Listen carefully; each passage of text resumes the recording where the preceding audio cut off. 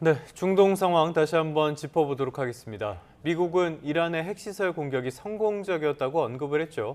하지만 장기전에 들어갈 가능성에 대해서는 경계하는 모습이 역력합니다. 네, 이란은 미국의 대대적인 공습에도 무력 맞대응을 자제하고 있습니다. 성일광 서강대 유로메나 연구소 교수 연결해서 자세하게 들어보겠습니다. 교수님 나와 계시죠? 네, 안녕하십니까? 네, 교수님 안녕하십니까. 조금 전에 미국 국방부에서 휴일인데도 기자회견을 열었어요. 이 내용부터 한번 살펴보면은 압도적인 성공이다. 그러면서도 전쟁은 원하지 않는다라고 발언을 했거든요. 사실상 지금 전쟁에 참여한 거나 다름없는데 이 발언의 의미 어떻게 봐야 됩니까? 네, 미국이 일단 이란의 핵시설을 공격하면서 이스라엘과 이란 전쟁에 직접 참전하게 된 거죠. 하지만 이란과의 계속되는 전쟁을 할 의사가 없다. 일단 이란이 이번 공격에 대한 보복 공격을 하지 않는다면 미국은 추가적인 공격을 하지 않겠다는 뜻이고요. 계속해서 중동 지역에 미국이 전쟁을 계속 이어간다면 진흙탕 전쟁 속에 빠질 수 있기 때문에 일단 미국은 더 이상 전쟁에 들지는 않겠다는 점을 분명히 한 그런 발언이라고 할 수 있겠죠. 네. 이번 미국의 공습은 몇 달 전부터 극비리에 준비된 것으로 확인이 됐고요. 근데 애초에 트럼프가 2주를 시간 주겠다 이렇게 밝혔었는데 불과 이틀 만에 전격 이란 공습을 단행했습니다. 아무도 아마 예상하지 못한 만큼 빠른 공격이 진행이 됐는데 어떤 속내가 있었다고 봐야 될까요? 네, 이 부분에 대해서도 조금 의견이 분분합니다. 첫 번째는 말씀해 주신 것처럼 2주가 아니고 1주도 지나기 전에 트럼프 대통령이 기습으로 이란의 핵시설을 공격했기 때문에 처음부터 이란을 속이기 위한 작전을 쓴 게 아닌가, 연막 작전을 쓴 게 아닌가. 그래서 2주 동안 협상할 시간을 준다고 해서 이란을 좀 안심시킨 다음에 차근차근 핵시설 공격을 준비해서 전격적으로 군사적 공격을 감행한 것이 아닌가 이렇게 보는 시각이 있고요. 네. 또 다른 시각은 그래도 트럼프 대통령이 끝까지 이란의 문을 두드리면서 협상을 해보려고 노력을 했으나 결국 그것이 결렬되면서 더 이상 기다려봐야 이란과의 어떤 협상에는 어떤 좋은 성과가 나올 가능성이 없다고 판단했기 때문에 공격을 감행했다라는 그런 또 주장이 있습니다. 네. 기만 전술일 수도 있고 내부적인 협상의 문제일 수도 있고 여러 가지 가능성들이 제기되는데 여기서 하나 짚어봐야 될 게 있습니다. 이란이 핵 개발했다 이런 것들이 지금 문제가 된 건데 이란 핵 개발 여부를 두고는 미국 정보 당국 그리고 대통령과의 말이 엇갈리고 있거든요. 실제 상황은 어떻다고 봐야 되는 겁니까? 실제 상황은 사실 정확하게 파악하기 어렵죠. 왜냐하면 정보부 간에도 약간의 의견 차를 보이고 있는 것이고 최근까지도 DNA 미국 정보국장 쪽에서 하는 얘기는 이란이 핵무기를 만들 능력은 있지만 핵무기를 만들겠다고 어떤 최근에 그런 움직임을 보인 것은 없다. 이렇게 이제 판단을 하고 있었고요. 특히 이제 이스라엘은 미국 측에 특히 트럼프 대통령에게 최근 이란의 움직임이 과거와 다르게 핵실험을 한다든지 핵무기를 만드는 데 필요한 장치들을 만들려는 그런 움직임을 보였다. 근데 이런 이제 증거 자료를 제시를 했어요. 그러면서 이스라엘은 이번 공격은 우리가 이란의 핵무기 개발 야욕을 막기 위한 피할 수 없는 조치였다. 이렇게 이제 자신들의 이번 공격을 정당화하는 것이죠. 네.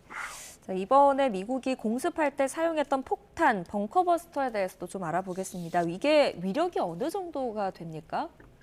네, 벙커버스터는 이번 사용된 벙커버스터는 미국의 최신 벙커버스터고요. 네, 이름도 슈퍼 벙커버스터. 그래서 GBU 57이라고 알려져 있고, 벙커버스터 하나의 무게가 거의 13.4톤, 그래서 약 한 14톤이 됩니다. 네, 14톤이 되고 파괴력은요. 일반 안방 같은 경우는 약 한 200m, 200m까지 들어갈 수 있고, 그다음에 콘크리트 강화는 한 60m까지 뚫을 수 있다고 합니다. 네, 그래서 이 벙커버스터 12발을 이번 B2 폭격기가 날아가서 포르도 핵시설에만 12발을 좀 떨어뜨렸다. 그렇게 알려져 있기 때문에 네. 포르도의 피해 사항은 조금 생각보다는 엄청나지 않을까. 많은 피해가 있을 것으로 보이는데 아직 뭐 이란 쪽에서는 지상 부분만 피해가 있지 지하는 그렇게 피해가 없다. 이제 지금 네네. 이렇게 얘기를 하고 있죠.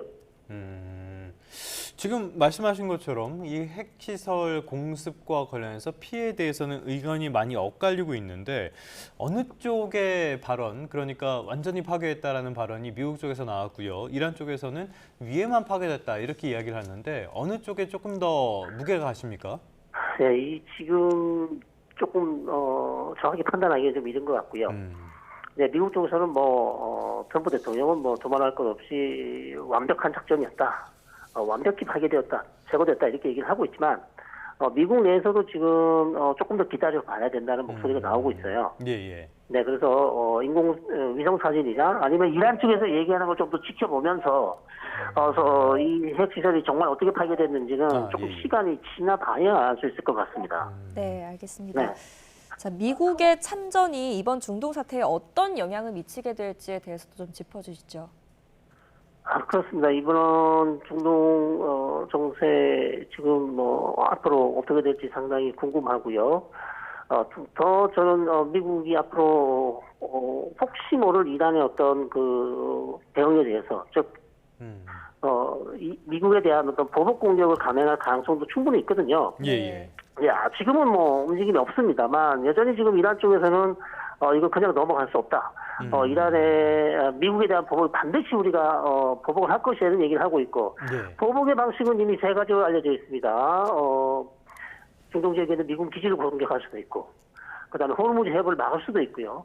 그다음에 걸프 국가들, 즉 중동 국가의 정유 시설을 공격할 수도 있습니다. 그래서 여러 가지 지금 이 방안이 있는데 아마도 호르무즈 해협이나 미군 기지 공격 같은 것도 가능성이 충분히 있어요. 그래서 조금 더 우리가 지켜보면서 이란의 대응의 방향에 따라서 또 미국은 거기에 대해서 강력한 대응을 할 것이기 때문에 중동 상황은 아직까지는 좀 예의주시하면서 우리가 긴장을 하시고 지켜봐야 될 것 같습니다. 불확실성이 상당히 크다고 볼 수가 있겠는데요. 말씀하신 호르무즈 해협 봉쇄, 이거는 약간 뒤에 조금 더 자세하게 살펴보도록 하고요. 일단은 미국 쪽에서 나오는 메시지를 보면은 이 상황이 장기전으로 가는 거를 원하지 않는 거는 굉장히 역력해 보여요. 그런 뜻은 역력해 보이는데, 근데 말씀하신 어떤 그 이란의 대응 같은 게 나왔을 때 이 상황이 굉장히 길어지고 복잡해질 가능성도 있는 거 아닙니까? 정확히 지적해 주셨습니다. 미국은 지금 현재로선 우리는 어떤 이란과의 어떤 장기전에 갈 의도가 없다고 명확히 밝히고 있지만 이것이 이제 미국의 뜻대로 되는 게 아니지 않습니까? 이란은 지금은 대응을 자제하고 있지만 시간이 지나면 이란의 어떤 보복 공격이 계획이 구체적으로 드러날 겁니다. 자, 거기에 따라서 이란이 예를 들어서 중동 지역에 있는 미군 기지를 공격해서 미군 병사가 사망했다. 자, 이렇게 되면요, 트럼프 대통령은 이란에 대한 추가적인 군사 공격이 충분히 가능하거든요. 자, 그런 면에서 이란의 대응 수위에 따라서 중동 정세가 경랑성으로 다시 빠져들 수 있고, 호르무즈 해협을 만약에 봉쇄하는 것도 사실 국제사회에서 큰 어려움을 줄, 국제사회, 그 다음에 세계 경제에 큰 어려움을 줄 수 있기 때문에 미국으로서도 그냥 좌시하고 있을 수 없는 상황입니다. 그래서 결국 모든 것은 지금 이란의 대응 수위에 딸려 있다. 거기에 따라서는 미국도 아주 장기전은 아니지만 어느 정도 이란과의 어떤 무력 충돌 양상이 조금은 더 진행될 수 있는 가능성도 있는 것이죠. 네. 그런데 또 이 부분도 한번 짚어봐야 될 것 같습니다. 트럼프가 이번에 이란을 공격할 때 연방의회의 승인을 받지 않은 것으로 확인이 됐습니다. 이건 또 위헌의 소지도 있을 것 같고요. 논쟁이 꽤 있을 것 같은데 어떻게 보십니까?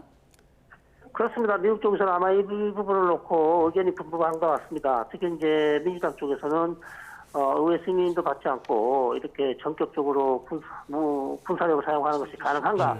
탄핵감이다. 이런 얘기를 하고 있고, 공화당 쪽에서는 이게 전쟁 수준은 아니지 않냐? 그냥 아주 표적 공격을 한 거기 때문에, 그리고 이 정도는 이란이라는 국가가 계속 이스라엘과 미국을 위협해 온 국가이기 때문에 옳은 전쟁이다. 아주 어쩔 수 없는 상황이었다. 이렇게 이제 두둔하고 나서고 있어서 향후 이제 이 문제가 미국 국내 정치에 상당히 중요한 화두가 될 수 있을 것 같습니다. 역시 트럼프가 정치적으로 어떤 도박수를 뒀다라고도 볼 수가 있을 것 같은데 우리가 중동 상황과 맞물려서 미국의 전국 상황도 지켜볼 필요는 있어 보입니다. 자, 앞서서 언급하셨던 호르무즈 해협 이 부분에 대해서 한번 살펴보도록 할게요. 이란이 호르무즈 해협 봉쇄 여러 차례 위협은 했지만 실제로 봉쇄까지 간 적은 없었잖아요. 이번에 네네. 만약에 정말 봉쇄를 한다 이랬을 때는 이거 영향이 대단히 크다고 봐야 되는 거 아닙니까? 그렇습니다. 거기 전 세계 원유와 가스가 호르무즈 해협을 지나는 그 퍼센트가 20에서 25% 수준이고요. 예.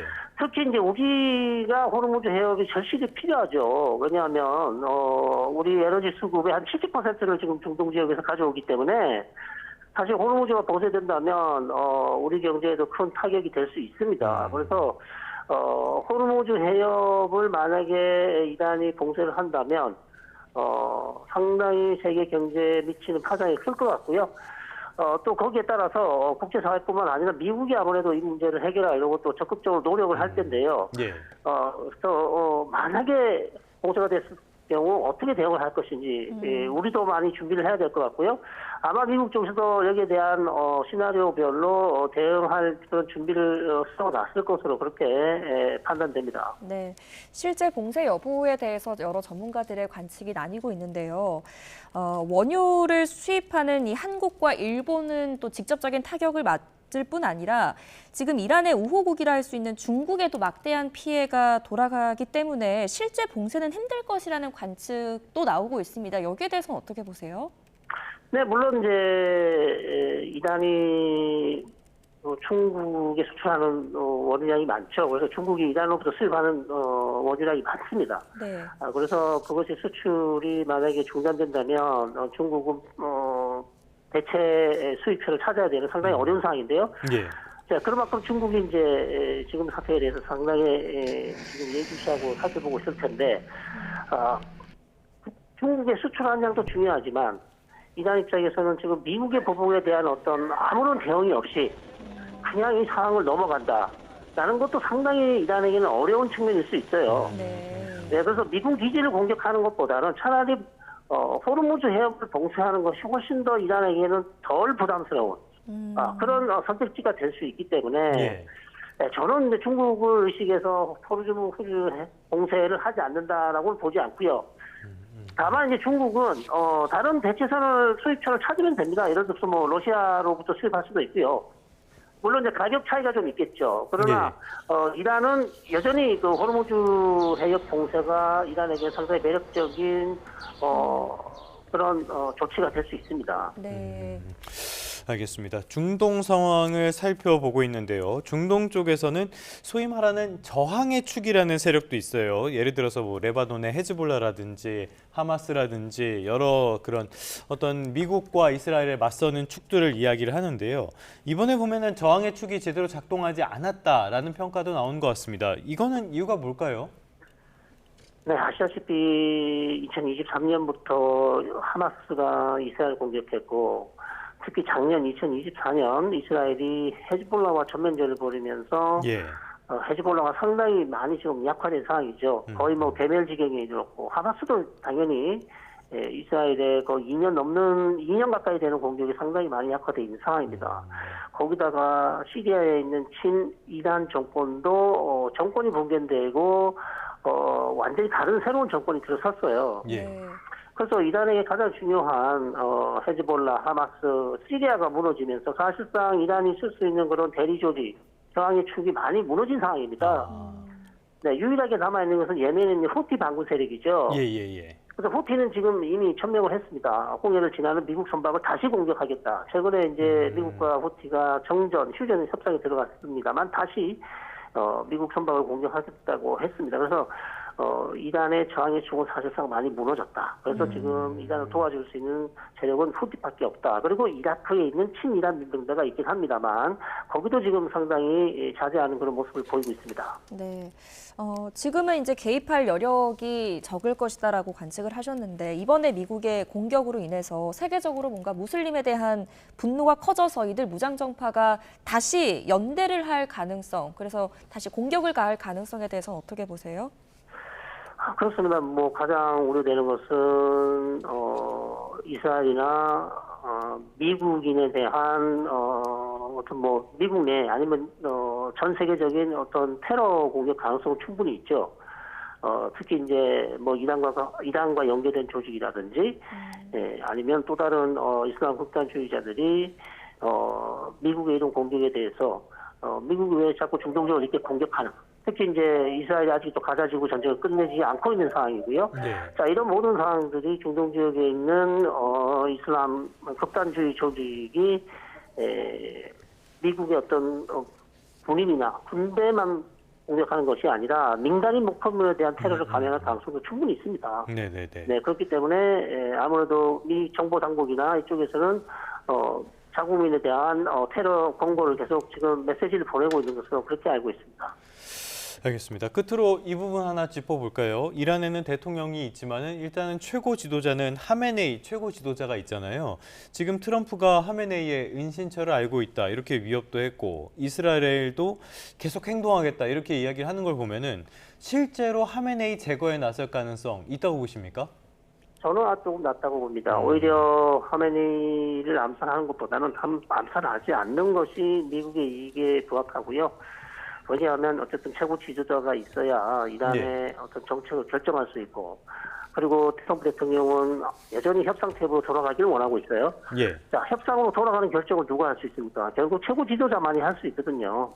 자, 그렇기 때문에 이란과 대화를 원하는 미국 입장에서는 대화의 상대, 즉 최고 지도자가 살아 있어야만 대화를 할 수 있습니다. 그렇기 때문에 아직까지는 알리 카메네이 최고 지도자 암살을 할 가능성은 낮고요. 물론 이스라엘은 입장은 조금 다르다고 봅니다. 이스라엘은 아마도 카메네이 암살을 노릴 수 있다 이렇게 보고 있습니다. 네, 알겠습니다. 오늘 여기까지 듣겠습니다. 지금까지 성일광 서강대 유로메나 연구소 교수 연결해서 자세히 들어봤습니다. 교수님 잘 들었습니다. 네, 고맙습니다.